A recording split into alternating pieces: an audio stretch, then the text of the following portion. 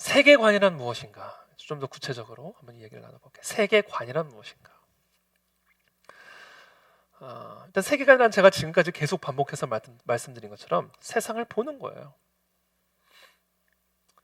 이것이 바로 교육의 목적입니다. 교육이라고 하는 것은요, 기본적으로 우리 아이들에게 교육을 시키죠. 우리 학교에 가서 교육을 받죠. 우리 가정에서 교육을 받죠. 아이들에게 또 교육을 하죠. 지금도 제가 이렇게 교육을 하는 거죠. 자, 이런 것들이 다 뭐예요? 교육이란 게 결국은 뭐예요? 어떻게 세상을 이해할 것이며, 어떻게 삶을 분별할 것이며, 어떻게 판단할 것이며, 어떻게 해석할 것인가에 대한 교육입니다.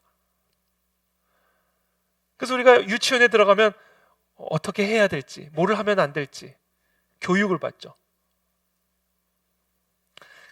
그러니까 세상을 이해하고 분별하고 판단하고 해석하는 것을 교육받는 것이죠.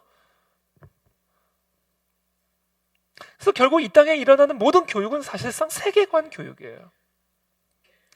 자, 그렇다면 세상을 보는데 두 번째 중요한 것은 제가 뭐라고 계속 반복했어요? 어떻게 세상을 바라볼 것인가? 어떻게 교육할 것인가? 어떤 교육을 할 것인가가 중요하다라는 거예요. 그냥 교육을 받는 게 중요한 게 아니에요.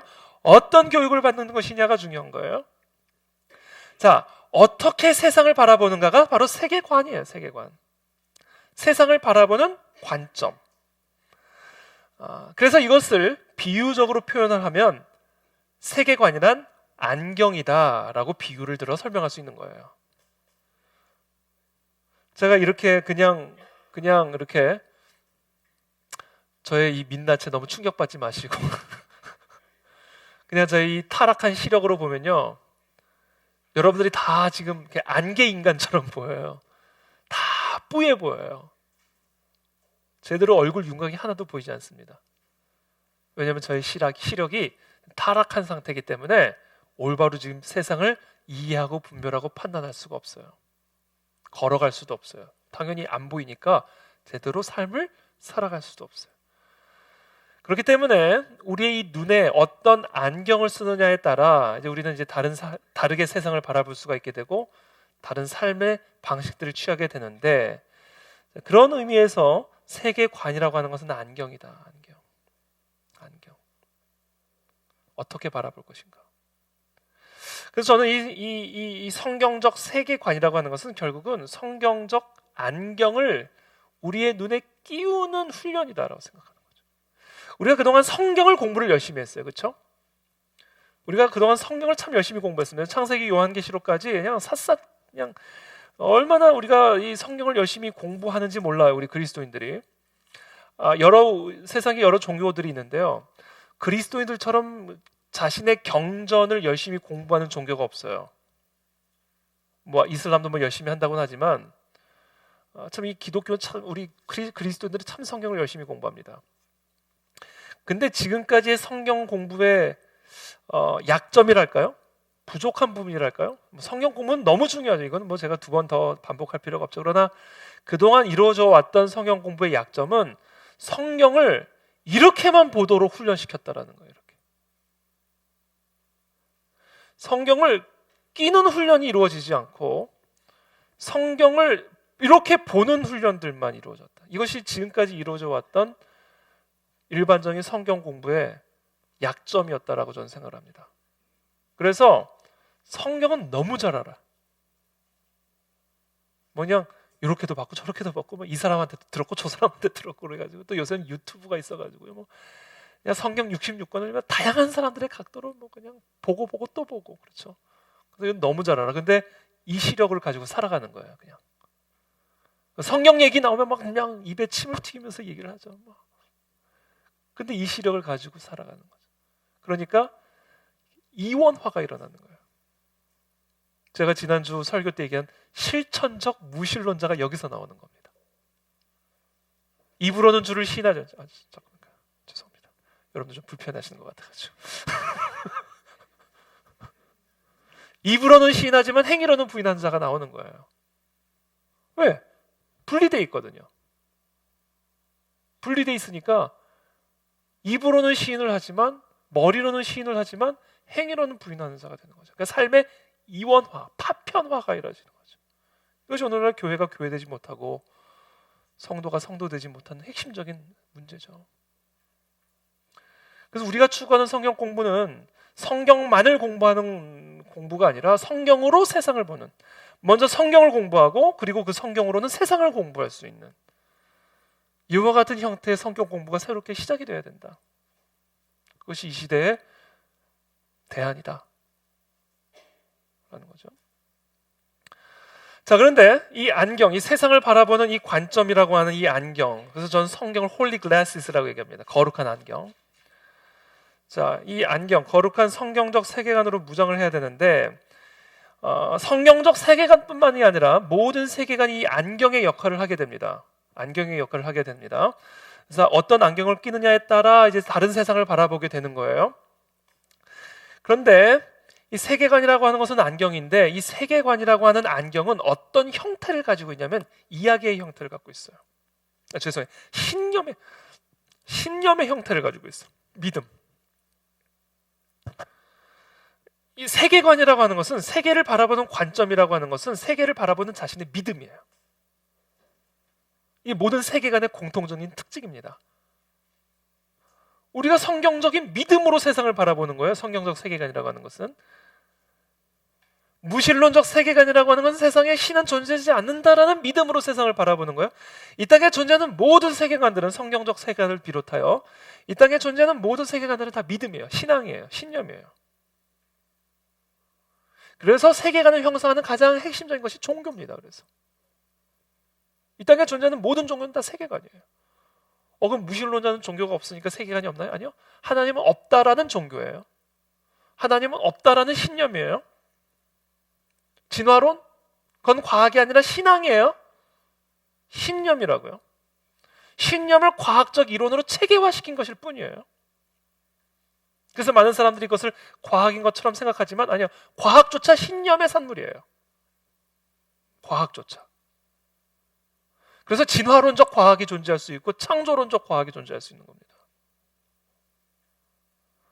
그래서 세상에 존재하는 모든, 그러니까 이 세계관이라고 하는 것은 이제 안경인데, 근데 이 안경의 역할을 하는 세계관은 신앙이에요. 신념이라고요. 믿음이에요. 근데 이 신념이 어떠한 형태로 정리가 되어 있냐면 이야기의 형태로 되어 있다는 이야기, 스토리. 예컨대 단군 신화. 예를 들어서 이야기잖아, 이야기.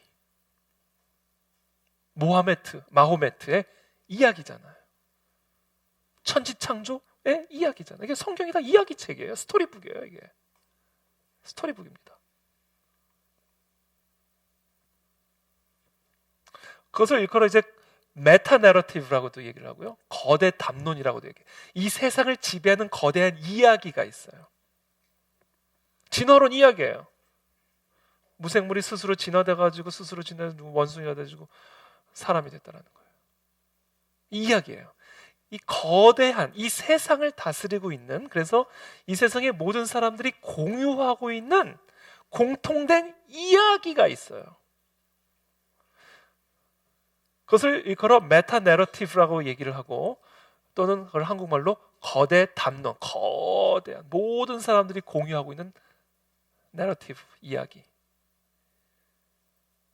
형태로 신념이 녹여져 들어가 있습니다.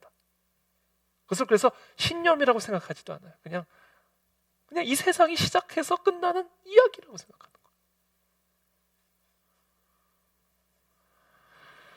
거예요. 그래서 이 성경이 이야기책이다라는 거, 스토리북. 세상이 시작해서 세상이 끝나는 이야기. 그 가운데서 일어났던 아브라함의 이야기, 이삭의 이야기, 야곱의 이야기, 요셉의 이야기, 출애굽의 이야기, 모세의 이야기, 예수님의 탄생 이야기, 순환 이야기, 십자가 이야기, 부활 이야기, 그 다음에 성령이 내려오신 이야기, 성령을 받은 사람들의 이야기, 그래서 다시 오실 예수님의 이야기들. 그렇죠. 이야기책이다.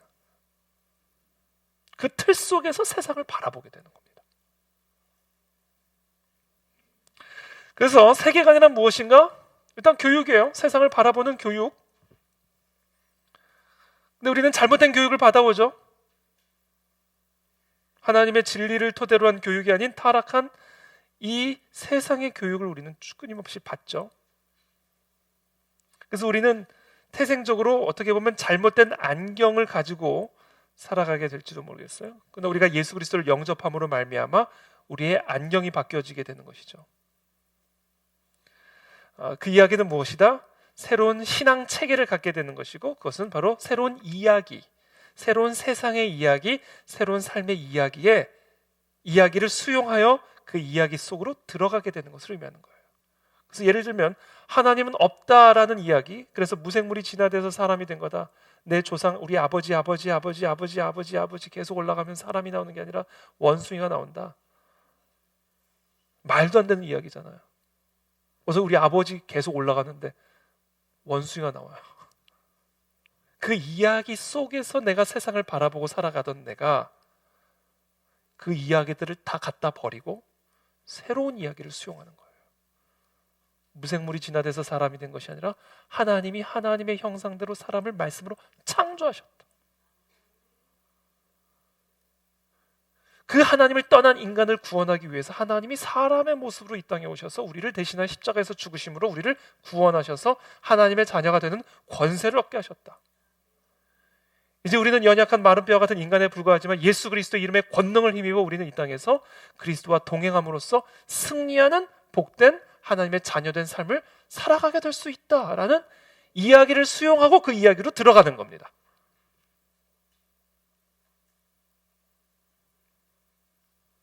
이게 세계관이다라는 거죠. 물론 반대로 가기도 해요. 그런 세계관을 가지고서 가진 사람들이 무슨 소리, 하나님이 어디 있어, 예수님이 어디 있어, 다 그 이야기를 갖다 던져버리고 무생물이 진화돼서 사람 된 그 이야기 속을, 그 이야기를 수용하고 그 이야기 속으로 들어가게 돼요. 그래서 하나님의 형상대로 지음받은 사람이 동물처럼 사는 그런 삶으로 나아가는 이야기가 될 수도 있고요. 이게 세계관이다. 제가 이 세계관 이야기를 할 때 가장 잘 인용하는 동화책입니다. 우리 아이들도 보는 동화책인데 우리 그안의 진리교회 얼마 전에 윌버포스 주니어 캠프를 할 때 우리 아이들에게 이 동화 읽어본 사람을 했더니 뭐 다 읽었다 그러더라고요. 우리 아이들이 아주 좋아하는 퍼시 더 핑크라고 하는 핑크 대왕 퍼시라는 동화책입니다. 뭐 제가 몇 차례 우리 교육 성도들에게는 또 제 강의 때마다 주로 인용했던 내용이라 여러분들이 많이 아시지만 그래도 처음 듣는 분들을 위해서 또 듣고도 쉽게 잃어버리는 분들을 위해서 다시 한번 말씀을 드리면 이 퍼시는 이 핑크색만 좋아해요. 그래서 저도 오늘 핑크색 남방을 입고 오려다가 오해하실 것 같아가지고 안 입고 왔는데 이 사람 핑크색만 좋아합니다. 근데 이 사람이 그래서 이 궁전 안에 있는 모든 물건들을 다 핑크색으로 물들여 버렸어요. 이 사람은 핑크색만 봐야 마음이 편안한 거예요. 행복한 삶을 살 수 있는 거예요. 그래서 궁전 안에 있는 모든 것들을 다 핑크색으로 바꿔놓은 다음에 세상 밖을 보니까 세상은 여전히 핑크색이 아니라 그냥 일반 돼지색, 일반 황소색, 일반 푸른 초장, 일반 집 지붕. 너무 괴로운 거예요. 세상을 나갈 수가 없는 거예요. 그래가지고 핑크법을 만들어요. 핑크법.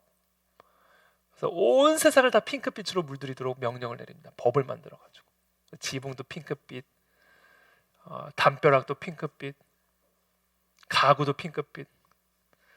그래서 핑크빛 돼지와 핑크빛 소가 핑크빛 초장을 나딘 것은 말도 안 되는 세상이 만들어지는 거죠.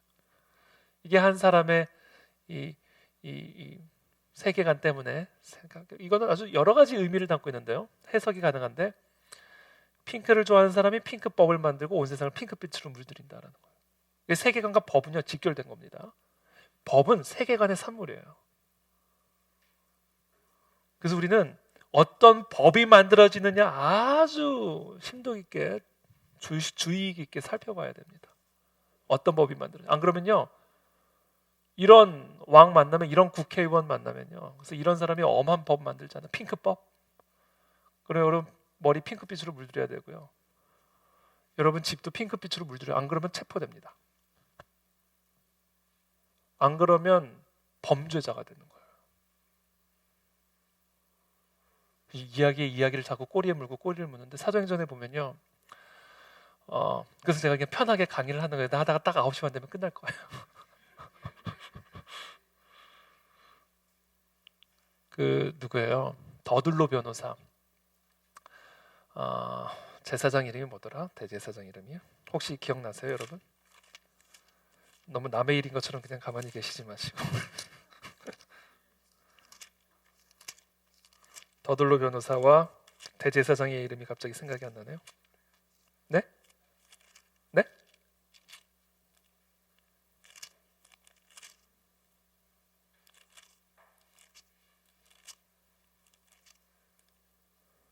어, 음, 아나니아. 사도행전 24장에 보면 대제사장 아나니아가 더들로 변호사를 대동하고 사도 바울을 끌고 벨릭스 총독 앞으로 끌고 갑니다. 이게 당시 총독 앞으로 끌고 갔다는 얘기는 이게 재판, 법정으로 끌고 간 거예요. 그래가지고 이 대제사장 아나니아가, 그러니까 유대교 대제사장 아나니아가 사도 바울을 고발하면서 더들로 변호사를 통하여 고발을 하는데, 그 고발의 그 고소장에 나오는 내용이 5절에 나와 있어요. 사도행전 24장 5절에 이렇게 나옵니다. 제가 읽어드릴게요. 이거는 이렇게 얘기하는 거예요. 지금 더들로 변호사가 대제사장 아나니아를 대리하여 이렇게 얘기하는 겁니다. 우리가 보니, 뭐야? 세계관이요. 어떤 관점으로 보니? 유대교적 세계관으로 보니, 대제사장적 세계관으로 보니, 율법주의적 세계관으로 우리가 보니 이 사람은 뭐다? 사도 바울은 뭐다? 대사도가 아니라 전염병이라. 사도 바울이 전염병 같은 자라, 이렇게 얘기합니다. 이 사도 바울을 전염병 같은 자라고 하는 얘기는 뭐예요? 사도 바울이 전하는 복음은 뭐예요? 복음이 아니라 뭐다? 병이다. 전염병이다라는 거예요. 어떻게, 왜요? 우리가 보니, 유대교적 율법주의적 세계관으로 보니 이 사람은 대사도가 아니라 전염병 같은 자요. 이 사람이 전하는 복음은 복음이 아니라 전염병 같은 거다. 천하에 흩어진 유대인을 다 소요하게 하는 자요. 나사렛 이단의 우두머리다. 여러분, 이단이 뭐예요? 이단이 달을 이자의 끝단자라고 쓰죠. 끝이 다른 것을 보통 이단이라고 표현한다고 얘기를 하죠. 시작이 같은데 끝이 다른 것을 이단이라고 얘기한다는 거죠. 그러니까 아브라함으로 시작을 했으면 모세로 끝나야지. 왜 아브라함으로 시작을 해서 예수 그리스도로 끝나냐는 거예요. 아니, 아브라함으로 시작을 했으면 율법으로 끝나야지. 왜 아브라함으로 시작을 해서 십자가로 끝나냐는 거예요. 부활로 끝나냐는 거예요. 어떻게 아브라함으로 시작을 했으면 행위로 끝나야지. 어떻게 아브라함으로 시작을 해서 믿음으로 끝나냐는 거예요. 은혜로 끝나냐는 거예요. 그러니까 이 사람은 복음을 전하는 대사도가 아니라 전염병을 증거하는 전염병 같은 자다라는 겁니다. 여러분, 전염병은 어떻게 해야 돼요? 우리 사스 뭐 이런 전염병이 일어나면 어떻게 합니까? 전염병을 어떻게 해야 돼요? 죽여야죠. 전염병은 박멸시켜야 됩니다. 그러니까 이 벨릭스 총독 앞에서, 이 법정 앞에서 사도 바울은 전염병 같은 자, 땅 판결 내려버리면요, 그때부터 복음은 전염병이 되는 거예요. 그때부터 복음을 전하는 사도 바울을 비롯한 그리스도인들은 전염병 같은 자가 되는 거예요. 그러므로 그 판결에 따라 또는 그 법에 따라 그 전염병을 박멸시키는 일은 공의가 되고 정의가 되는 겁니다. 우리 입장에서나 순교자지 세상의 입장에선 정의예요. 정의, 청소.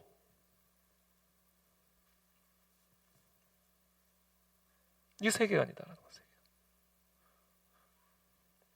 그래서 이 핑크대형 퍼시가 우리에게 가르쳐주는 게, 세계관은 문화를 만들어내요. 근데 그 문화를 만들어내는 도구로 쓰는 것 중에 하나가 여러 가지가 있어요. 교육, 문화, 예술, 미디어 당당히. 그 중에 가장 무섭고 강력한 문화를 만들어내는 도구가 법이에요. 법. 그래서 우리 그리스도인들이 이 땅에서 감당해야 할 영적 전쟁의 가장 중요한 수단 중에 하나가 투표다. 투표. 어떤 안경을 낀 사람이 국회를 들어가는지를 교회가, 그리스도인들이 책임지고 감찰해야 된다. 여러분, 그런 면에서 우리 교회는 강력한 힘을 갖고 있죠. 우리 국회의원들이 선거 때마다 하는 일이 뭐예요? 교회 등록하는 일이잖아요. 교회 등록하는 일이잖아요. 국회의원 치고 교회 등록 안 돼 있는 국회의원들 거의 없을 지경이에요. 특히 지역구에 큰 교회가 있으면요, 지역구에 뭐 큰 대형 교회 있으면요, 무조건 등록합니다. 그리고 철때마다 한 번씩 한번 일어나서 인사하고. 우리 교회는 국회의원 와도 절대로 인사 안 시킬 건데, 오면 이 세계관 검증부터 하고 밀버퍼스 아카데미 교육부터 시켜.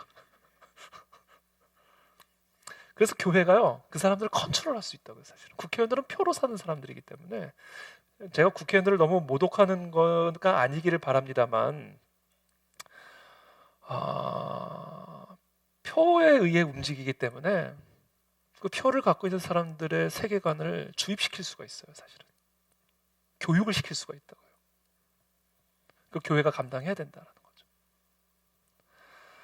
그래서 핑크 대형 퍼스를 보면 이 퍼스가 핑크만 좋아하는 그런 사람이어서 온 세상을 핑크빛으로 만드는, 문화죠. 온 세상을 핑크빛으로 물들이는 거예요. 온 세상을. 그리고 그것을 만들어내는 가장 중요한 도구가 법이다. 그래서 법무부 장관이 중요한 겁니다, 여러분. 저는 절대 그분 얘기하는 게 아니에요. 그래서 법무부 장관을 아무나 하면 아니 되옵나이다. 그러니까 지금 우리 사회의 현실을 보여주는 겁니다. 이게 지금 현주소. 제가 이제 계속 이제 이런 얘기들 자세하게 할 텐데,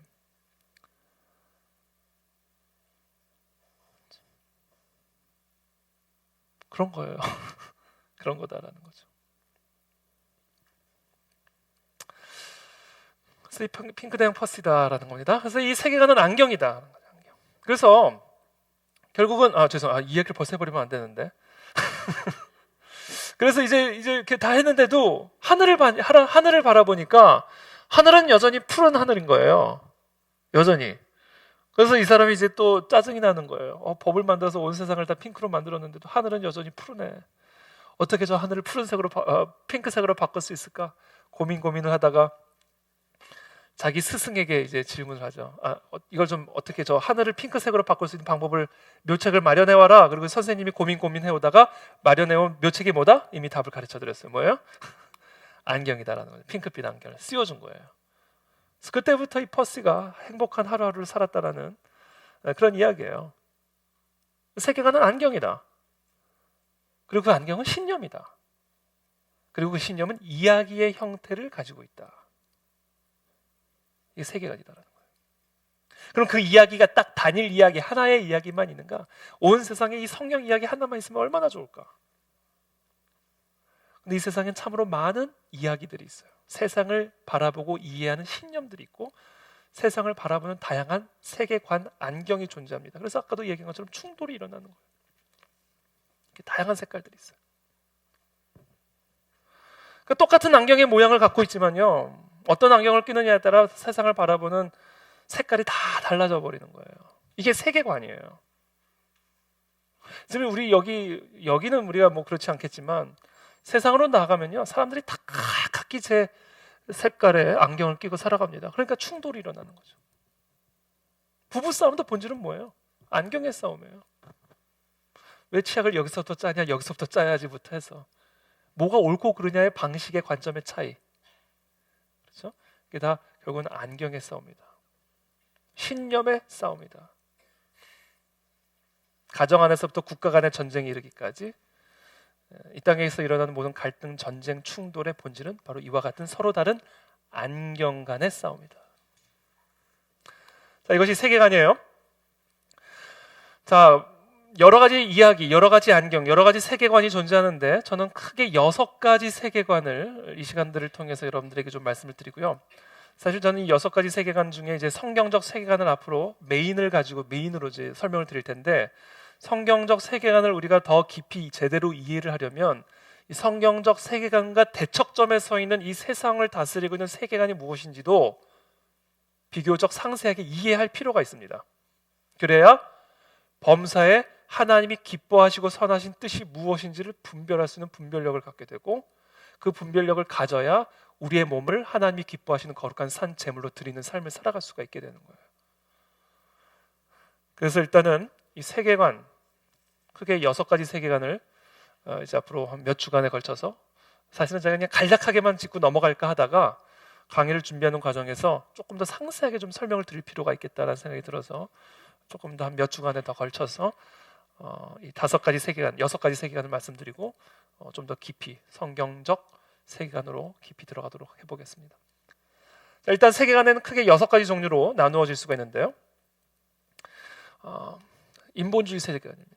세속적 인본주의 세계관, secular humanism. 세속적 인본주의 세계관이죠. 이 세속적 인본주의는요, 한마디로 얘기하면 내가 하나님이 된 거예요. 스스로 하나님과 같이 돼버린 겁니다. 그래서 내가 하나님의 역할을 대신하는 겁니다. 무엇이 선하고 악한지를 내가 판단하는 거죠. 세속적 인본주의 세계관. 이것이 가장 타락한 이 시대의 가장 본질적이고 기본적인 세계관입니다. 이 세속적 인본주의 세계관에 이제 이 세속적 인본주의 세계관에서 이제 파생된 2가지 세계관들이 있는데, 그 중에 대표적인 것이 마르크스 세계관입니다. 이 마르크스 세계관은 철저한 인본주의적 세계관, 물질주의적 세계관, 유물론적 세계관, 진화론적 세계관. 그래서 이 마르크스주의 세계관에 따르면 인간은 물질이에요. 그래서 10명이 죽으면 비극이지만 100만 명이 죽으면 통계다라는 말이 그래서 나오는 겁니다. 이게 인본주의의 역설이에요. 인본주의가 인간 중심적인 세계관이어서 인간을 매우 높이고 인간을 매우 귀하게 생각하는 것 같지만, 이 인본주의 세계관이 인간을 가장 저렴한 가치를 가진 인간으로 전락시켜버리는 세계관입니다. 왜? 인본주의 세계관은 기본적으로 인간을 물질로 보기 때문에, 하나님의 형상대로 지음받은 인간을 물질로 바라보기 때문에 스스로 하나님처럼 되는 순간 가장 비천하고 전락한 인간의 삶, 인간의 형태로 떨어질 수밖에 없는 역설적이고 모순적인 세계관이 인본주의 세계관이고, 그와 같은 모순된 인본주의 세계관이 가장 추악하게 꽃을 피운 세계관이 마르크스 세계관입니다.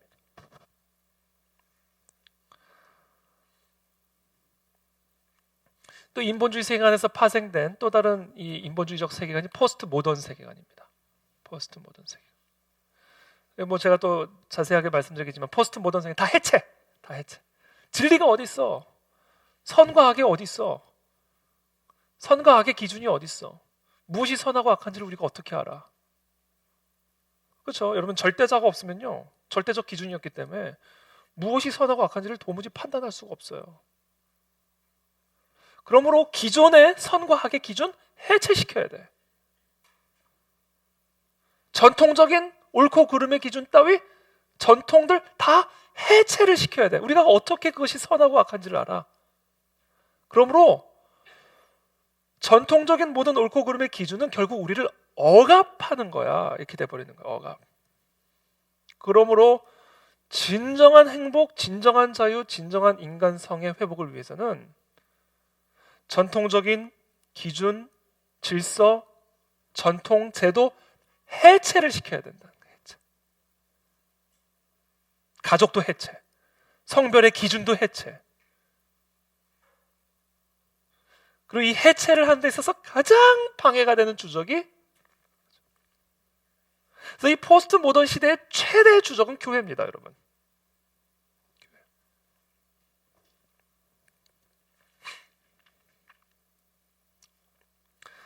그래서 이 6개 세계관 중에 크게 이제 인본주의 세계관이라고 하는 가장 어떻게 보면 기초가 되는 아담과 하와 이래로 스스로 하나님처럼 되고자 했던 그 타락한 원죄적 세계관이 바로 인본주의 세계관이고, 바로 이 인본주의 세계관이 마르크스 세계관과 포스트 모던적 세계관을 파생했다라고 볼 수가 있죠. 그 다음에 이제 어떻게 보면 그래서 인본주의 마르크스 포스트 모던 세계관에서 무신론적 세계관이라고 말할 수가 있습니다. 무신론적 세계관. 다음에 세 가지의 세계관은 유신론적 세계관이라고 말할 수가 있어요. 대표적인 성경적 세계관이죠. 인본주의 세계관의 대척점에 있는 성경적 세계관. 그리고 또 다른 유신론적 대표적인 유신론적 세계관이 이슬람적 세계관. 성경적 세계관과 이슬람적 세계관은 유일신적인 세계관이에요. 유일신을 믿어요. 성경적 세계관 여호와 야훼 하나님을 믿고, 이슬람은 알라를 믿죠. 마호메트로 계시된 알라. 그래서 성경적 세계관이나 이슬람적 세계관은 다 유일신을 믿어요. 그러나 또 다른 신분주의적 세계관이 있는데, 이것은요 유일신이 아니라 다신론이에요. 다신이다라는 거예요. 다신. 돌멩이에도 신성이 있고 모든 게 다 신이다. 모든 게 다 신이다. 그래서 모든 게 신이기 때문에 그 신적 기운을 다 우리가 빨아들일 수 있다. 우주의 이 신적 기운을 빨아들일 수 있다는 거예요. 그래서 우주의 신적 기운을 빨아들이는 가장 중요한 것 중에 하나, 긍정적인 사고. 날 수 있어, 날 수 있어. 날아. 그래서 이 우주에 떠도는 그 신적 기운들을 내 안에 이렇게 끌어들이기 위해서 하는 일이 바로 이제 이런 거죠. 요가 뭐 이런 거.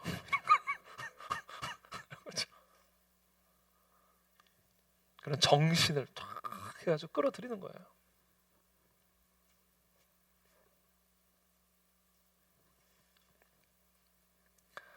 이게 6가지 세계관입니다. 그래서 이것에 대해서 우리가 조금 몇 주간 좀 살펴볼 예정입니다. 그래서 지금까지 말씀드린 것처럼 세계관은 안경이다. 되셨죠? 그리고 이 안경은 신념의 형태를 갖고 있고, 그래서 이 세계관은 신념이다라는 얘기를 했어요. 임마누엘 칸트입니다. 이 세계관이라는 단어를 처음으로 어떻게 보면 사용한 사람이라고 말하는데요.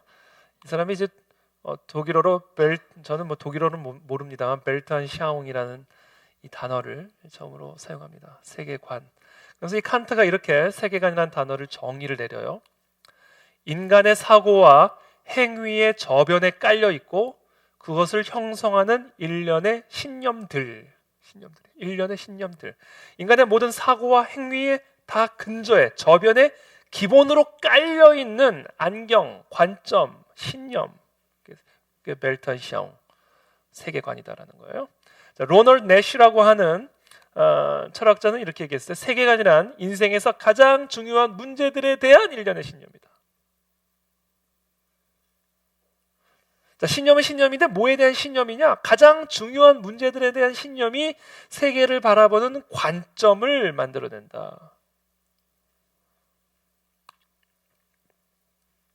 제임스 사이어라는 분은 기독교 세계관과 현대 사상이라는 책 추천합니다. 이건 뭐 세계관을 공부하려는 사람은 뭐 다 읽는 책이에요. 이 책은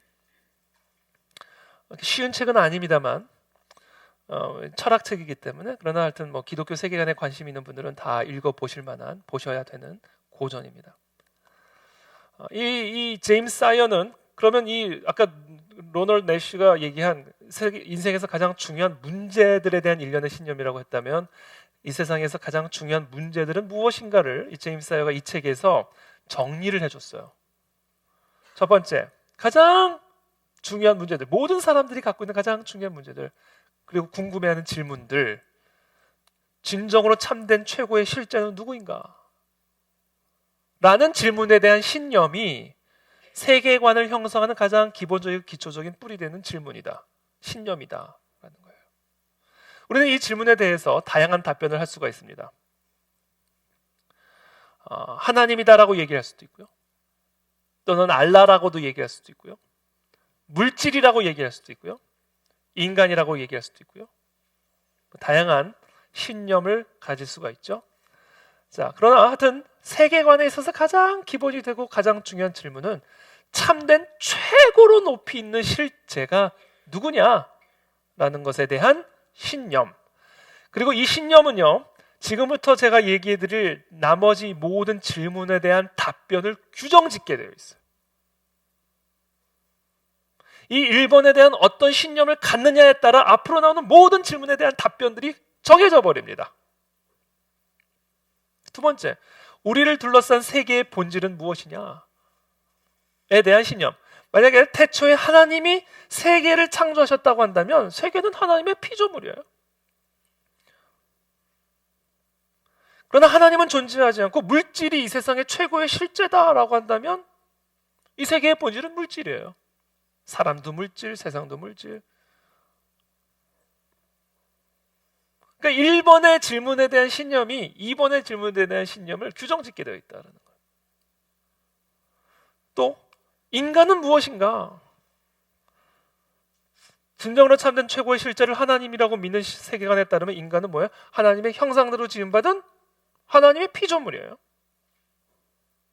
그래서 하나님을 대리하여 하나님의 권위를 위임받아 이 땅 가운데 하나님의 통치를 실현해 나아가는 하나님의 대리자입니다. 그러나 이 세상에 진정으로 참된 최고의 실자가 물질이라고 한다면 인간도 물질이에요.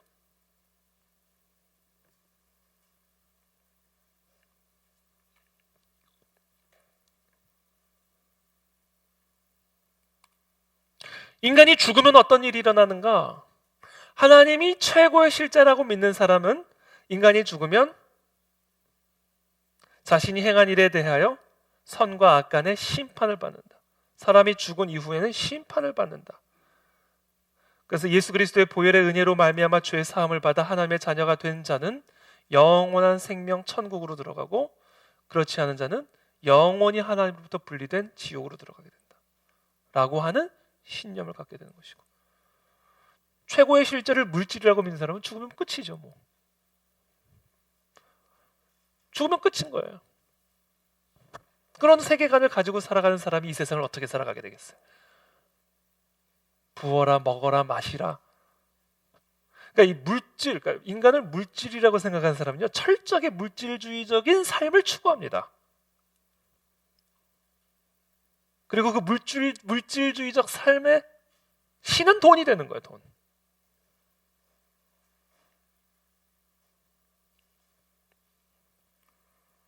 지식이 가능한 까닭은 무엇인가? 어떻게 사람 안에 이 지혜, 어떻게 마음이라고 하는 것은 어떻게 되는가? 자, 물질 안에 마음이 어떻게 있을 수 있느냐? 어떻게 인간이 생각할 수 있고 사고할 수 있을까? 어떻게 인간은 상상할 수 있을까? 인간은 어떻게 꿈을 꾸는가? 그렇죠? 오케이, 육체는 물질이라고 치자. 실제로 또 물질이고. 그러나 이 육체 안에 들어와 있는 이 정신은 도대체 어디서부터 온 것이냐? 사람을 죽이면 안 된다라고 하는 이런 본성적인 양심은 도대체 또 어디서부터 온 것이냐?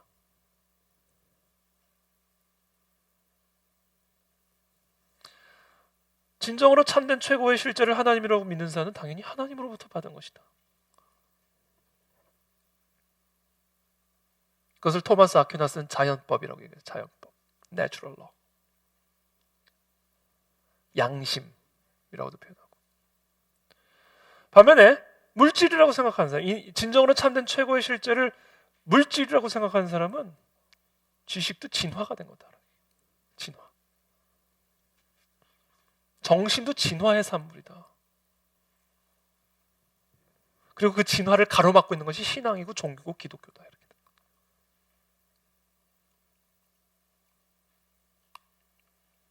지금 얘기했어. 무엇이 옳고 무엇이 그른지는 어떻게 하죠? 우리 안에 있는 이 양심이라고 하는 거, 윤리관이라고 하는 것은 어떻게 얻는가? 인간 역사의 의미는 무엇이냐? 이 땅에 존재하는 역사들은 정말로 아무 의미 없는 그냥 사건의 집합체냐? 아니면 그 사건의 집합체 안에는 어떻게 일관된 스토리가 있는 거냐? 기승전결이라고 하는 어떤 이야기, 스토리, 드라마가 있는 거냐? 아니면 그냥 의미 없는 무의미한 사건의 집합체냐? 최고의 실제를 하나님이라고 믿고 그 하나님이 원자와 분자와 세포까지 다스리고 통치하시는, 공중에 나는 새 한 마리도 하나님이 허용하지 않으시면 떨어질 수 없는 하나님의 절대적인 주권을 믿는 자는 모든 역사들은 합력하여 하나님의 선을 이룬다고 하는 성경적 역사관, 그것이 재앙이든 그것이 평안이든 그것이 기쁜 일이든 슬픈 일이든 그것이 생명이든 사망이든 그것이 인간의 눈으로 보기에 어떻게 보이든 이 땅에 존재하는 모든 사건들은 하나님의 절대적인 전능한 주권 아래서 하나님의 나라의 완성이라고 하는 선을 향해 나가는 드라마의 일부다라고 라고 믿는 성경적 역사관을 갖고 있는 사람이 있는 반면에 최고의 실제는 물질이다. 아무 의미 없어요. 슬픈 일은 슬픈 일인 거예요. 그걸로 끝나는 거예요. 실패는 실패로 끝나는 거예요. 성공의 어머니 이런 거 없다. 협력하여 선 이루는 거 이런 거 없다는 거예요. 내게 주어진 이 고통, 내게 주어진 이 아픔, 나에게 주어진 이 비극, 그것은 재수 없는 세상에서 태어나 재수 없는 가문 안에서 태어나 재수 없는 인간들하고 같이 살다가 재수 없는 인생 된 거예요. 그러니까요, 그런 세계관을 가지고 사는 사람은 평생을 원한 미움, 고통 속에서 살아가든지 극단으로 모든 걸 다 갖고 있고 모든 것을 다 누리는 사람은 극도의 허무주의에 빠져서 죽지 못해 살든 아니면 스스로의 목숨을 끊든지 그냥 양극단으로 가버리게 된다. 결말은 똑같아. 사망, 죽음.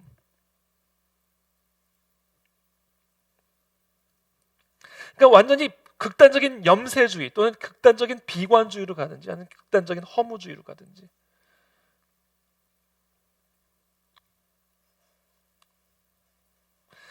자, 이와 같은 질문들, 이 세상의 가장 중요한 질문들이 결국은 질문들에 대한 우리의 신념이 세계관을 형성하고 그 세계관이 우리가 세상을 바라보는 안경을 형성하고 그 안경을 따라 살아가게 만들고 그렇게 함으로써 그와 같은 문화와 문명들을 일으킨다는 거죠. 이게 세계관이 있다는 거예요. 자, 제가 설교 때도 한번 인용했던 찰스 콜슨, 전 이분을 통해서 참 이 세계관에 대해 눈을 뜨게 됐는데요. 이 찰스 콜슨이 쓴 그리스도인 이제 어떻게 살 것인가라는 책입니다. 이렇게 좀 두꺼워요. 그것도 꼭 한번 읽어보시면 좋아요. 일단 사놓으세요. 일단은 사놓으시고 뭐 때가 되면 또 보실 날이 있겠죠. 근데 책은 일단 사놓는 거예요, 여러분. 책은 일단은 사놓는 겁니다.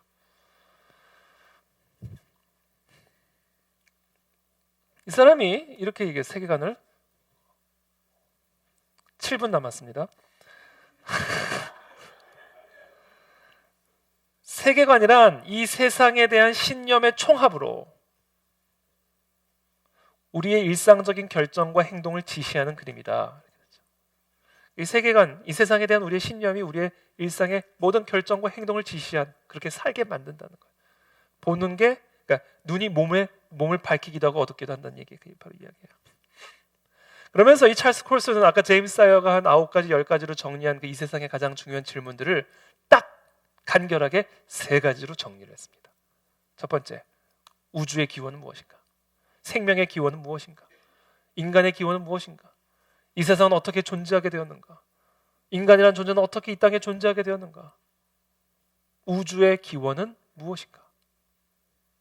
두 번째 질문, 문제의 기원은 무엇인가? 이 세상에는 왜 이토록 많은 문제들이 있는 것인가? 왜 인간의 삶 안에는 이와 같은 문제가 끊어지지 않고 해결되지 않는 것인가? 정치, 경제, 문화, 예술, 왜 이 세상에는 이 문제로 말미암은 고통이, 인간의 고통, 인생의 고통이 끊어지지 않는 것인가? 이 문제의 기원은 무엇인가?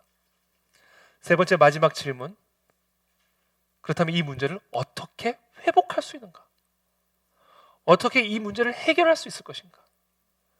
절대로 해결되어지지 않고 끊어지지 않는 이 땅에 있는 이 고통의 문제의 기원을 어떻게 해결할 수 있을 것인가? 이렇게 크게 3가지 질문으로 요약을 했습니다. 그리고 저는 앞으로 이 6가지 세계관을 이야기를 할 때 이 찰스 콜슨이 얘기한 바로 이 3가지 이 질문을 뼈대로 해서 설명을 드리려고 합니다. 그 6가지 세계관이 다 각기 이 3가지 질문에 대한 다른 신념을 갖고 있어요. 그래서 이 3가지 질문에 대한 신념이 세계관을 분별하는 프레임이 됩니다. 그래서 어떤 세계관이든 이 3가지 딱 질문하면 그 세계관을 파악할 수가 있는 거예요. 이 3가지 신념, 이 질문에 대한 신념이 결국은 가장 이 세계관을 형성하는 뼈대가 되는 질문이고 신념이다. 그리고 이와 같은 신념은 이야기의 형태로 녹여져 있다. 그래서 우리는 어떤 세계관을 받을 때, 세계관을 수용할 때 어떤 철학적 체계로 수용하는 것이 아니라 이야기로 수용한다. 이야기로. 이야기의 형태로 수용한다. 그래서 어린 애들도 세계관을 받을 수 있고, 일자 무식 공부를 하지 않은 사람도 복잡한 칸트 이야기 들을 필요 없이 세계관을 수용할 수 있게 된다. 우리는 예를 들면 우리 흥부와 놀부 안에 권선징악이라고 하는 세계관의 형태가 녹여져 있죠. 그것을 이야기의 형태로 전수를 받는 거예요. 그래서 이 이야기의 형태로 세대와 세대와 세대를 거쳐서 계속해서 전수가 되어진다라는 겁니다. 마치 이 성경이 전수가 되고 전수가 되고 전수가 되어서 지금까지 이어져 오고 있는 것과 마찬가지다라는 거예요. 이것이 바로 세계관입니다.